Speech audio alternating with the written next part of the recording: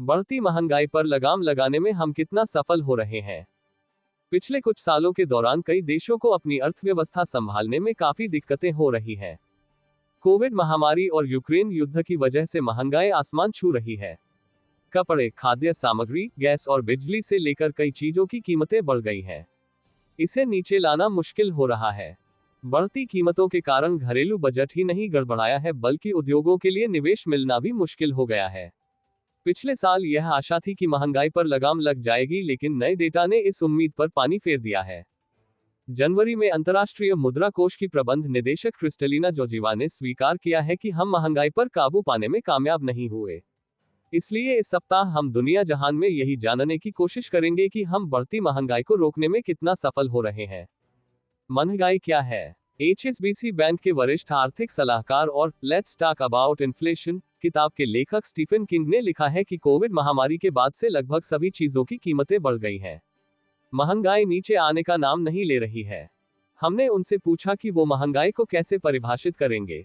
उन्होंने कहा, मिसाल के तौर पर सामान्यतः चीजों की कीमत और वेतन में बढ़ोतरी 5% बढ़ती है, तो पिछले साल के मुकाबले इस साल के अंत तक आपके पैसे की कीमत कम हो जाती है। यानी घर चलाने के लिए आप जो सामान खरीदते हैं उसकी कीमत अब बढ़ गई है और आपके पैसे की सामान खरीदने की क्षमता घट गई है। महंगाई को आंकने के हमारे तरीके कितने कारगर हैं और क्या इसमें खामियां भी हो सकती हैं? इस पर स्टीफन किंग कहते हैं कि इसे ऐसे समझा जा सकता है कि रोजमर्रा की जरूरतों का कुछ सामान खरीदने के लिए हमें हर महीने कितने डॉलर या यूरो खर्च करने पड़ते हैं। इन वस्तुओं की कीमत पर लगातार नजर रखी जाती है। इसके जरिए हम देख सकते हैं कि कीमतें कितनी ऊपर जा रही हैं और पैसे की कीमत कितना घट रही है। इसमें समस्या यह है कि जिन चीजों की कीमतों और सेवाओं को मापदंड माना जाता है वो व्यक्तिगत भी हो सकता है। हर आदमी की जरूरतें अलग होती हैं और हर आदमी उन पर अलग तरह से पैसे खर्च करता है। ऐसे में सबके लिए एक मापदंड अपनाना गलत भी हो सकता है। महंगाई की ऊंची दर का समाज पर क्या असर पड़ता है? इसे लेकर स्टीफन किंग ने कहा कि इससे कई प्रकार की सामाजिक समस्याएं खड़ी होती हैं।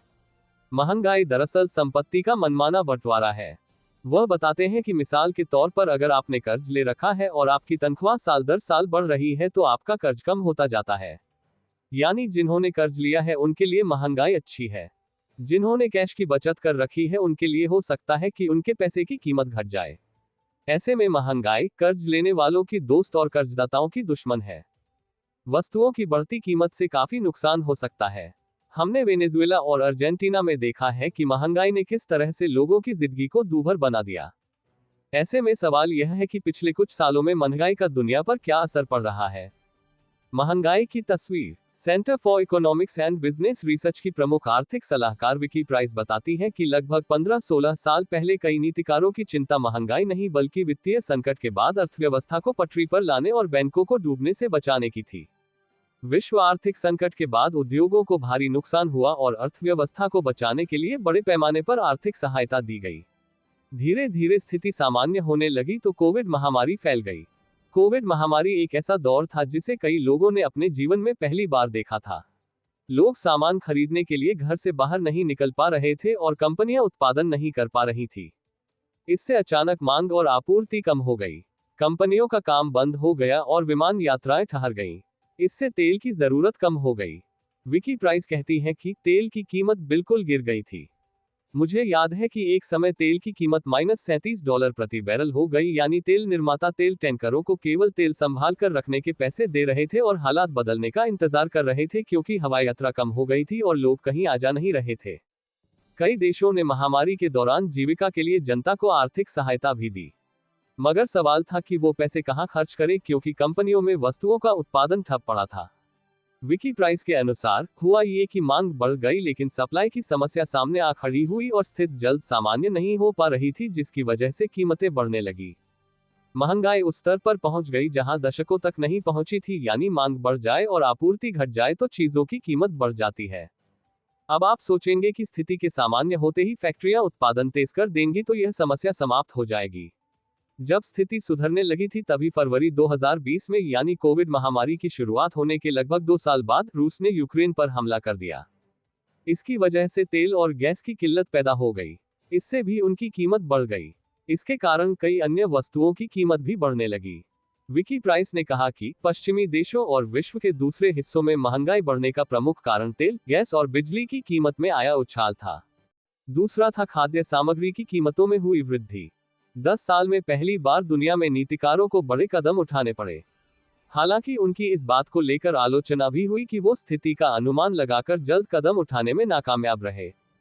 अब हो ये रहा था कि लोग काम पर लौट आए, लेकिन महंगाई के कारण अधिक वेतन की मांग कर रहे थे, जिससे हालात और पेचीदा हो गए। विकी प्राइस कहती हैं कि पिछले 2-3 सालों में पश्चिमी देशों में महंगाई की दर कम तो हुई है, लेकिन अभी भी सरकारें लक्ष्य से दूर हैं। उनके अनुसार अगर ब्याज दर सही समय पर कम नहीं हुई तो लोग निवेश से कतराने लगेंगे, क्योंकि उन्हें अपने निवेश का सही लाभ ना हो तो निवेश करने का कोई मकसद नहीं होगा। इससे दिक्कतें आ सकती हैं। महंगाई से लड़ने के प्रयास। जब ब्याज दर बढ़ाने से मंदी का खतरा है तो वैश्विक नीतिकार महंगाई पर नियंत्रण पाने के लिए ब्याज दर बढ़ाने का रास्ता क्यों अपनाते हैं? डच बैंक आईएनजी की प्रमुख अर्थशास्त्री मैरिके ब्लूम कहती हैं, केंद्रीय बैंक ब्याज दर नीति को नियंत्रित करती है। जब केंद्रीय बैंक ब्याज दर बढ़ाता है तो इसका असर आम लोगों के परिवार पर ही नहीं बल्कि कंपनियों और सरकार पर भी पड़ता है। वहीं इसका असर मुद्रा विनिमय दर पर भी पड़ता है। इसका अप्रत्यक्ष परिणाम ये होता है कि मांग कम हो जाती है। ब्याज दर केंद्रीय बैंक तय करती है। अगर ब्याज दर कम हो जाए तो आम लोग और कंपनियां अधिक कर्ज लेने के लिए प्रोत्साहित होती हैं, क्योंकि कर्ज सस्ता हो जाता है। वैश्विक वित्तीय संकट के बाद केंद्रीय बैंकों ने यही किया था ताकि लोग अधिक खर्च करें और अर्थव्यवस्था बढ़ने लगे। वहीं अगर ब्याज दर बढ़ जाए तो और उसका प्रभाव बिल्कुल उल्टा पड़ता है, जैसा कि 2023 में हुआ था। मैरिके ब्लूम कहती हैं कि इससे लोगों के मकान के कर्ज की किस्तें बढ़ जाती हैं। नतीजतन लोगों के पास दूसरी वस्तुएं खरीदने के लिए कम पैसे बचते हैं और इससे उन वस्तुओं की मांग घट जाती है। यही बात कंपनियों पर भी लागू होती है। मिसाल के तौर पर अगर किसी कंपनी को कर्ज लेकर नई फैक्ट्री लगानी हो तो उसके लिए बढ़ी हुई ब्याज दर की वजह से फैक्ट्री लगाने का खर्च बढ़ जाता है और इसके लिए वो निवेश कम कर देती है। दूसरी तरफ अगर सरकारों को अपने कर्ज पर अधिक ब्याज देना पड़ता है, जिससे उसके पास दूसरे कामों के लिए कम पैसे बचते हैं। कुल मिलाकर अर्थव्यवस्था में पैसे का लेन देन घट जाता है और यह धीमी पड़ जाती है। इसका असर निर्यात पर भी पड़ता है। जब ब्याज दर बढ़ती है तो उस देश की मुद्रा की कीमत बढ़ जाती है। नतीजा ये होता है कि जो उत्पादक अपना माल निर्यात करते हैं उनका माल ग्राहकों के लिए महंगा हो जाता है और उसकी मांग घट जाती है। हालांकि यह अचानक नहीं होता। मैरिके ब्लूम कहती हैं कि केंद्रीय बैंकों द्वारा ब्याज दर बढ़ाने के लगभग 1 या 1.5 साल में इसका प्रभाव दिखाई देने लगता है। केंद्रीय बैंकों के लिए भी ब्याज दर में बदलाव से होने वाले परिणाम का सही अनुमान लगाना मुश्किल होता है। इसकी एक पेचीदगी यह भी है कि मांग घटाने के लिए केंद्रीय बैंक ब्याज दर बढ़ा देती है, लेकिन अगर सरकार खर्च बढ़ा दे तो दरअसल मांग कम होने के बजाय बढ़ जाती है। मैरिके ब्लूम का कहना है कि ऐसा कई देशों में देखा गया है।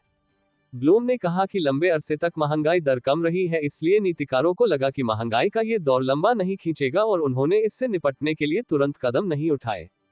वहीं एक वजह यह भी है कि कोविड महामारी के दौरान कई लोग कम पैसे खर्च पाए थे, इसलिए उनके पास बचत अधिक थी और वो महंगी कीमत पर भी सामान खरीदकर गुजारा कर रहे थे। यानी अचानक मांग बढ़ गई थी, मगर आपूर्ति उस रफ्तार से नहीं हो पा रही थी। 2021 में अमेरिका और यूरोप में महंगाई तेजी से बढ़ने लगी थी, मगर केंद्रीय बैंकों ने ब्याज दर बढ़ाना 2023 में शुरू किया। साल 2025 के शुरू होते होते महंगाई दर और ब्याज दर घटने लगी थी। इसके बावजूद महंगाई दर अभी तक कोविड महामारी से पहले के स्तर तक नीचे नहीं आई है। जोखिम क्या है? बढ़ती गई और केंद्रीय बैंकों ने ये सोचकर ब्याज दर में सुधार करने के लिए जल्द कदम नहीं उठाया कि स्थिति जल्द ही सामान्य हो जाएगी। दूसरी तरफ लोगों के वेतन और आय में वृद्धि के कारण मांग बढ़ गई। वहीं बूढ़ी होती आबादी के कारण श्रमिकों की संख्या घट रही है। जिस प्रकार की प्रवासन विरोधी नीतियां और निर्यात शुल्क वृद्धि की बात अमेरिकी राष्ट्रपति डोनाल्ड ट्रंप कर रहे हैं, उससे महंगाई और भी बढ़ सकती है। फिलहाल तो लगता है कि महंगाई पर काफी हद तक लगाम लगाई जा चुकी है, लेकिन भविष्य बहुत ही अनिश्चित है।